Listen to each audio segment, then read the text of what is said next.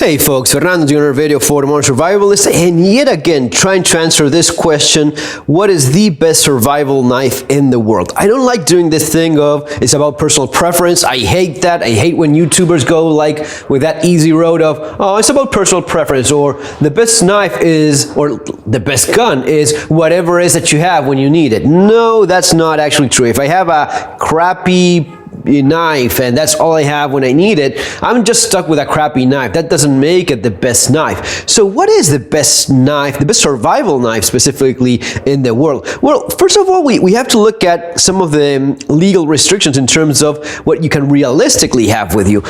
On a practical term, for most of us, it's going to be some kind of pocket knife, some kind of folder, right? And what I'd like to emphasize here in this video is 3 points. It's going to be about design, it's going to be about materials, it's going to be about execution. So, materials, design, execution. Those three will define the perfect survival knife. Now, if we look at something like this, for example, a Spyderco Endura 4, look at these three things. Design, the thing that defines a knife. The design is pretty sound. I think that anyone that's going to be looking at the top 10 folders ever, there's a good chance most experts will include the Endura 4. Design-wise, it's very well resolved. The handle is minimalistic. This is a reminiscence of the old navajas from Spain, which had a minimal handle. It was just about covering the edge of the blade and focusing mostly on the blade rather than having a bulky excessive handle. Now it achieves that in this case. The Endura 4 definitely does that. At the same time, the blade design is very streamlined. Guys, one of the things about knives is they've been around forever. The best knife designs in terms of blade geometry will usually be something that's not trying to reinvent the wheel. The wheel has already been invented. Anytime you try to make a new wheel that's not perfectly round, you're screwing up. Same thing with blades. When you start departing from some of the more classical blade shapes, usually you end up with something that's not really all that practical. Knives have already been invented. Now, at the same time, you could go with something like this. It has a little bit more of a bulky. Still, look at the proportion of handle to blade. You still have a blade that exceeds the handle, and it's again that same concept of something having that covers just the edge of the blade. In this case, I like it a little bit more. It's sacrificing in terms of bulk, so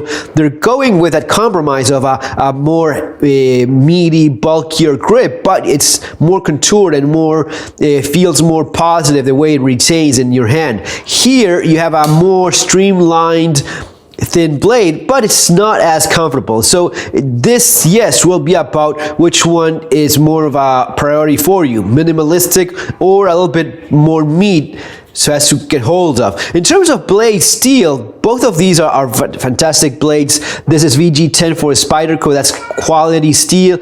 AUS 8 or AUS 10 for cold steel. It's not a premium steel, but the heat treatment, the execution is where it's at. With steels these days, it's more about the heat treatment than the actual steel quality. Yes, premium steels will give you a little bit extra, but it's more about how well heat treated that blade is. Now, these days, something practical for people will be most likely a multi-tool like this, you know, in terms of what is it you can actually carry with you that gives you the most uses, the most options. I've said it previous times in my videos, this is maybe the most practical, most useful tool, including that category as knives. Gonna be going something like that Lehrman charge.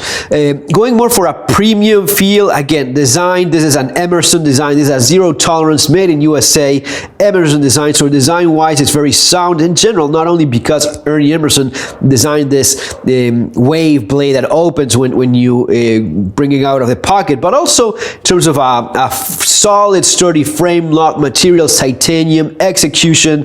It's maybe one of the best executed knives you're going to be finding in the market. It's famous for that. Zero Tolerance has impeccable construction in their blades. Now, the best survival knife will have to be a fixed blade, so that's where we start looking at these.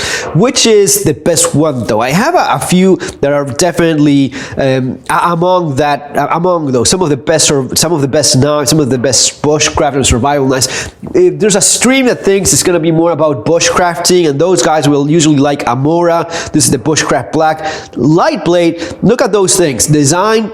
It's a Puko knife, Scandi grind. It's super sharp. The execution is pretty spot on. It's actually quite good. Not a lot of things, not many details missing. The ergonomic handle is one of the most comfortable ones I've come across. This is as well designed as a handle could possibly be. Super comfortable, at least for my hands. I have medium to large hands, but the blade, again, what I said before, they don't try to reinvent the wheel. It's a classic blade that simply works. A little bit tougher. This would be the premium version of your clipper or companion, but yes, this is definitely one of the ways to go. You can go with a little bit more of a militaristic urban survival type of philosophy with a Glock knife, which I consider one of the best survival knives, maybe one of the best knives all around there is. I like especially that it's so well designed. Again, we'll look at those three. Design-wise, it's a more than proven bayonet style blade, utility combat style blade. So it's not as friendly towards the bushcrafty or wilderness survival side. It's definitely more of a combat utility type of knife, right?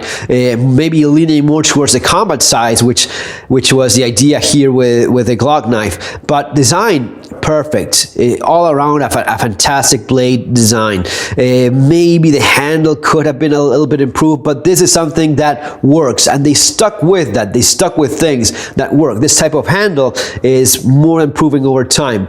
Maybe the ricasso here and the guard is a little bit more of a messy proposition, but keep in mind this is a bayonet, so it has to achieve that as well.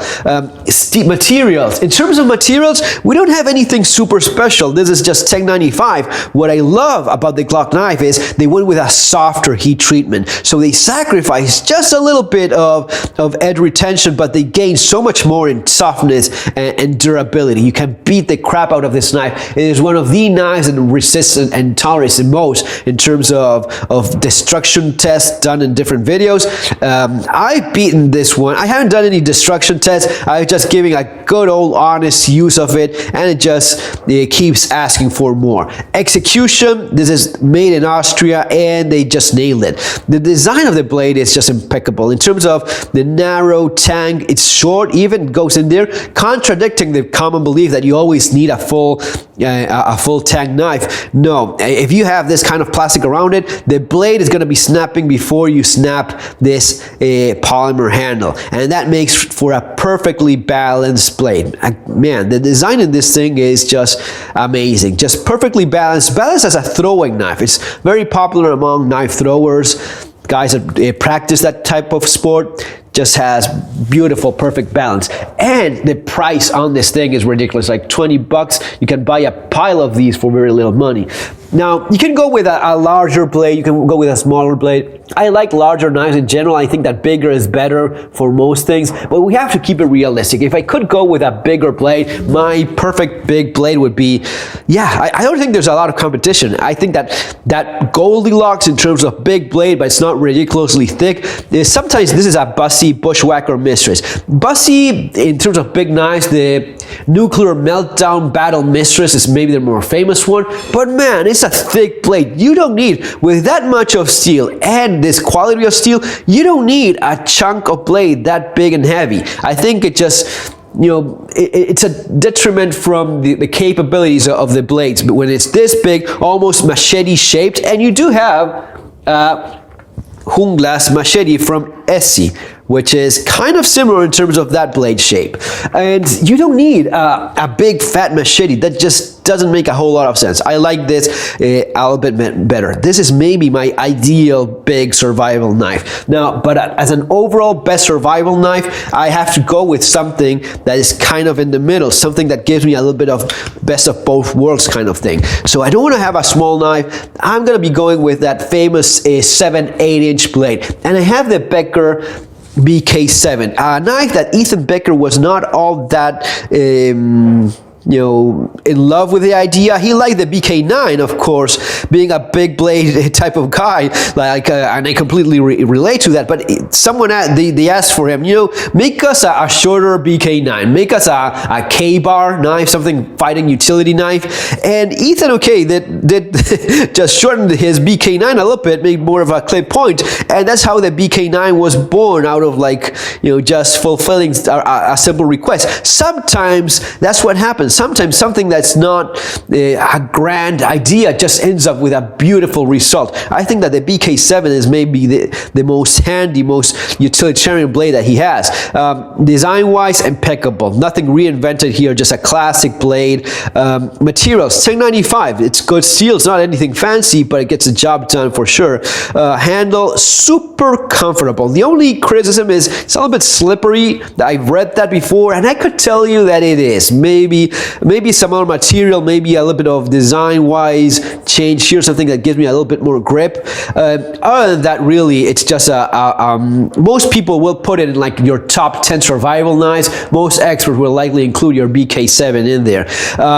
The thing I'm not in love with at all is this finish, this epoxy texture finish. I've talked about this before. I don't think a survival knife should have anything in terms of texture. It's harder to keep the blade clean, and it's not sliding when you cut material. You have friction here. Friction is the enemy of knives when it comes to sliding and cutting and slicing. So you don't want to have texture on these surfaces as you cut through material. The thing is that 1095 will rust, so you have to protect the blades with some kind of finish, and this is a good marketing solution in terms of, yeah, you're covering the blade. It's considered tactical for a lot of people, and it is affordable. Maybe a polished finish, maybe a fancier, better premium seal, yes, but that would affect cost as well. One other criticism, maybe the tip is a little bit too thin, a little bit too fragile. Now, look at the blade shape comparison in terms of this, and what I consider to be the best survival knife in the world right now, right this moment, just based on my opinion. Yours may be completely different. If you ask me right this moment, what's the best survival knife in the world, I go with the Dog Soldier 8 by Busse. It's not really all that different from some other knives like the BK7. Again, we're not reinventing anything. So let's go through our points. Design-wise, again, nothing reinvented, just a blade shape that simply works. It's one of the more classic utilitarian types of blade with, yes, they took a little bit of material here just to make it a little bit lighter. This is the same blade shape as the one you have in the Team Gemini Light Brigade that you've seen in The Walking Dead. It's the exact same blade shape, except that it has a much better, much more functional handle. That's one of the criticisms I have from the Team Gemini Light Brigade. It's a knife that looks good. It's not all that comfortable. This Respirating Sea handle, the shape, the materials used, this is just fantastic. In terms of materials, you have Infi steel, maybe the best steel for a survival knife there is, as far as I know. If you know of something even better, let me know in the comments section. I'd really like to know about it. But this is as good as it gets in terms of steel, design, materials, and execution. Maybe a G10 handle a little bit, but this is so much more comfortable, and I want something that's comfortable if I'm going to be using this knife for a long period of time. I've used a number of knives over my life, and I kind of already understand and know what I'm getting. I know that this is okay, but if I'm going to be using this for a long period of time as a tool, working with this, which is not the idea with a combat utility knife. You're not going to be carving up, a spoon with your. I mean, you could do it, but that's kind of not the idea. It's not intended to be used as a tool several hours a day. If I do that, these markings, these little things are going to be maybe creating hot spots, blisters, such and that sort of thing. It's okay for a little bit of use, not so great for constant all day, everyday use. This, I can use this knife every single day, several hours, and it has no friction, it has no hot spot, nothing tearing on my skin as I start getting my hands, sweaty and wet and such. Just ideal. Maybe in terms of execution is ironically where it just doesn't pull it all that well.